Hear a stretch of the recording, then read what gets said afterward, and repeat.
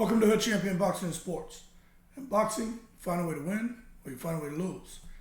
April Fools, at least that's what some believe, Anthony Joshua was thinking as he entered the ring with Jermaine Franklin this weekend. Now, for those of you who are wondering, man, what does he mean by April Fools? Well, first of all, the fight was on 1 April, which is April Fool's Day. And I personally think, from listening to Joshua when he said no one's going to remember this fight, basically dismissing the fight with Franklin as just something to do.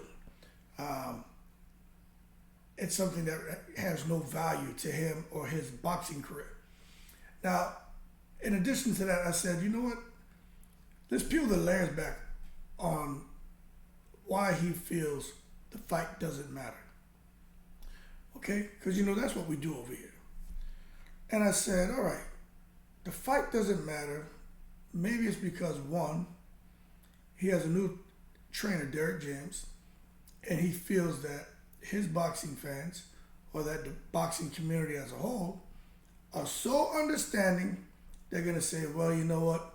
It's going to take a while for he and James to gel.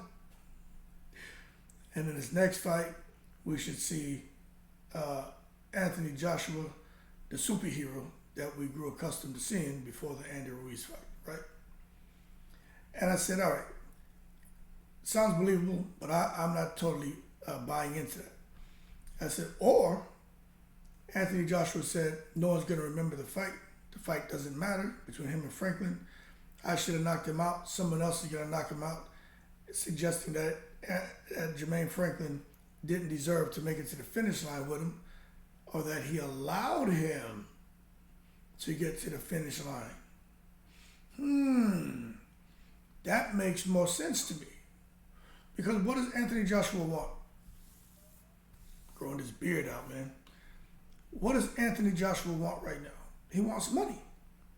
You heard what he said. Everything with him is money. Money, money, money, money. Money, money, money. Right? That man don't care about no damn winning no belts. Anthony Joshua just wants money. Now, the biggest fight that can be made, as far as British fight, and which will probably be taken over to the Middle East. What's the biggest fight to be made for Anthony Joshua? The fight that he just hasn't made yet with a fellow countryman, Tyson Fury. Now, for those of you who are saying, all right, hey, look, where are you going with this? I'm going to tell you right now. I think Anthony Joshua learned from Alexander Usyk. Now, for those of you saying, all right, you're leading us down a rabbit hole.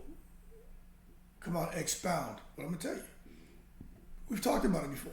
You remember when Usyk fought Chisora, he looked kind of like Anthony Joshua against Franklin. He looked vulnerable.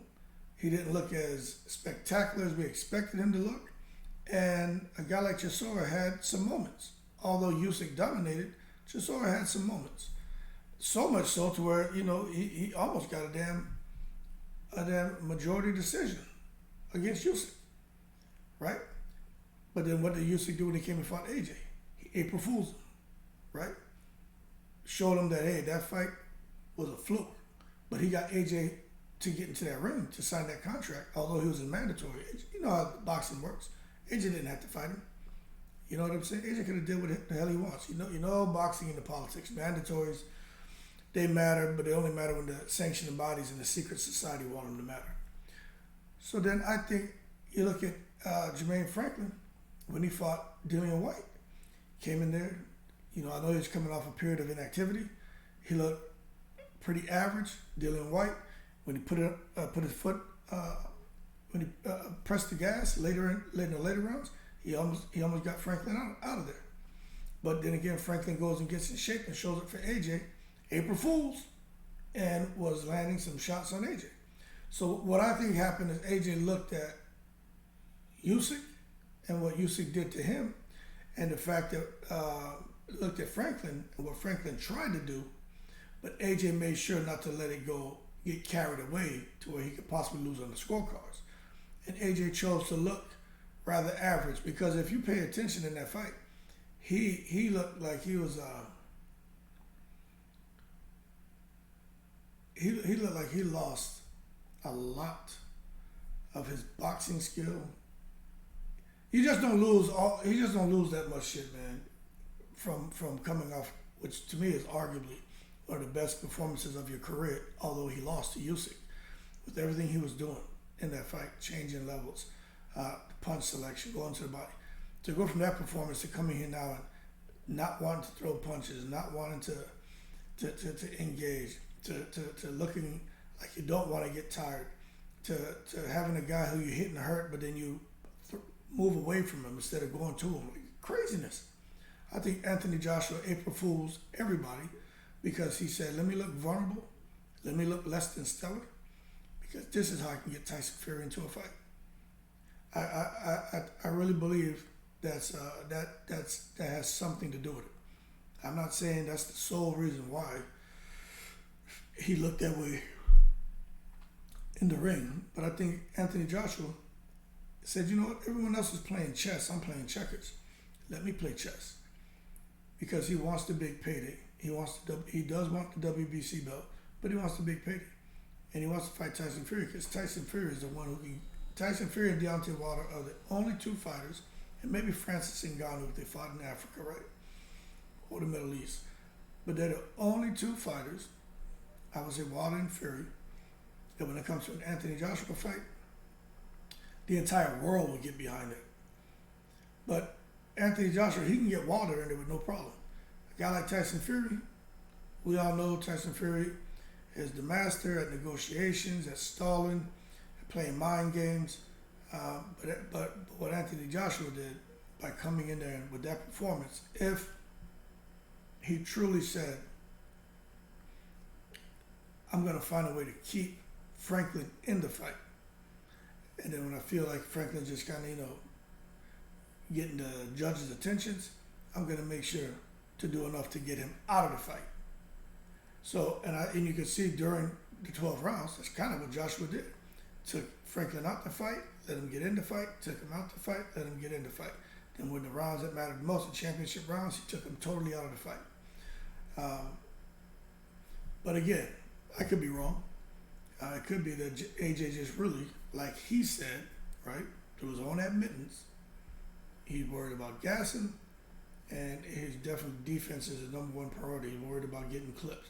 If he hurts somebody, bad things happen, and that's crazy. That where you have a fighter who knows, whenever I hurt somebody, bad things happen to me, right? I hurt him physically, but then I end up getting hurt because I try to get him out of it, and if I can't, well, I hurt myself because now I'm gassed.